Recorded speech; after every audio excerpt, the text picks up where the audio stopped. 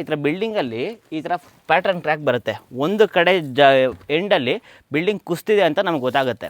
ಆದರೆ ಇದೆಂತ ಯಾವುದು ಸಿವಿಯಾರಿಟಿ ಯಾವುದನ್ನ ಹೇಗೆ ಚೆಕ್ ಮಾಡೋದು ಅಂತ ನೋಡೋಣ.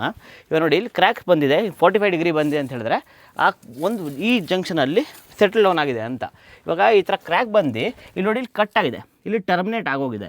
ಸೊ ಆ ಕಡೆ ಇದಿನ್ನು ಮೂಮೆಂಟ್ ಆಗಲ್ಲ ಅನ್ನೋದು ಇದು ಇಂಡಿಕೇಶನ್ ತೋರಿಸುತ್ತೆ, ಕ್ರ್ಯಾಕ್ ರೀಡಿಂಗು. ಇವಾಗ ಓಪನ್ ಮಾಡಿ ನೋಡಿದ್ರೆ ಇಲ್ಲಿ ನೋಡಿ, ಇಲ್ಲಿ ಬ್ರಿಕ್ ಮಧ್ಯೆ ಅದು ಬಿಟ್ಟಿದೆ ಗ್ಯಾಪು, ಮತ್ತು ಬ್ರಿಕ್ ಲೈನ್ ಕ್ರಾಸ್ ಮಾಡ್ಕೊಂಡು ಹೋಗಿಲ್ಲ. So all this shows it is localised, ಒಂದು ಕಡೆ ಲೋಕಲೈಸ್ ಸೆಟಲ್ಮೆಂಟ್ ಆಗಿದೆ. ಮತ್ತು ಇದು ಕ್ರ್ಯಾಕ್ ಬಂದು ಮೋರ್ ದೆನ್ 2 to 3 ಇಯರ್ಸ್ ಆಗೋಗಿದೆ, ಮತ್ತು ಮೂಮೆಂಟ್ ಆಗ್ತಿಲ್ಲ. ಕ್ರ್ಯಾಕ್ ಫಿಲ್ ಮಾಡಿ ಮತ್ತೆ ಕ್ರ್ಯಾಕ್ ಬಂತು ಅಂತ ಹೇಳಿದ್ರೆ ಇಟ್ಸ್ ಅ ಇಶ್ಯೂ. ಆದರೆ ಇನ್ನೊಂಥರ ಟ್ರೀಟ್ ಏನೂ ಆಗಿಲ್ಲ, ಹಾಗಾಗಿ ಸದ್ಯಕ್ಕೆ ಇಶ್ಯೂ ಇಲ್ಲ ಅಂತ. ಇದನ್ನು ಟ್ರೀಟ್ ಮಾಡಬೇಕು ಅಂದರೆ ಏನು ಮಾಡಬಹುದು ಅಂತ ಹೇಳಿದ್ರೆ, ಫಸ್ಟ್ ಇದನ್ನು ಎಕ್ಸ್ಕವೇಟ್ ಮಾಡಿಬಿಟ್ಟು ಫೌಂಡೇಶನ್ ಪ್ಲಿಂತ್ ಹೋಗಬೇಕು. ತುಂಬ ಮೆಥಡ್ಸ್ ಇದ್ದಾವೆ. ಮೋಸ್ಟ್ ಕಾಮನ್ ಮೆಥಡ್ಸ್ ಅಂತ ಹೇಳಿದ್ರೆ ಅಂಡರ್ ಪಿನ್ನಿಂಗ್ ಅಥವಾ ಮೈಕ್ರೋಪೈಲಿಂಗ್ ಅಂತ ಹೇಳ್ತೀವಿ. ಆ ವಿಡಿಯೋಸ್ ನಂತರ ಇದೆ ಆಲ್ರೆಡಿ. ಇಲ್ಲ ಅಂತ ಹೇಳಿದ್ರೆ increasing the size of the plinth, ಅದು ಒಂದು ಮೆಥಡ್ ಇರುತ್ತೆ. ಆ ಮೆಥಡ್ ಮಾಡಿದಾಗ ಏನಾಗುತ್ತೆ, ಸರ್ಫೇಸ್ ಏರಿಯಾ ಫೌಂಡೇಶನ್ದು ಜಾಸ್ತಿ ಆದಾಗ ನಮ್ಮ ಲೋಡ್ ಕ್ಯಾರಿಂಗ್ ಕೆಪಾಸಿಟಿ ಆಟೋಮೆಟಿಕ್ಕಾಗಿ ಜಾಸ್ತಿ ಆಗುತ್ತೆ.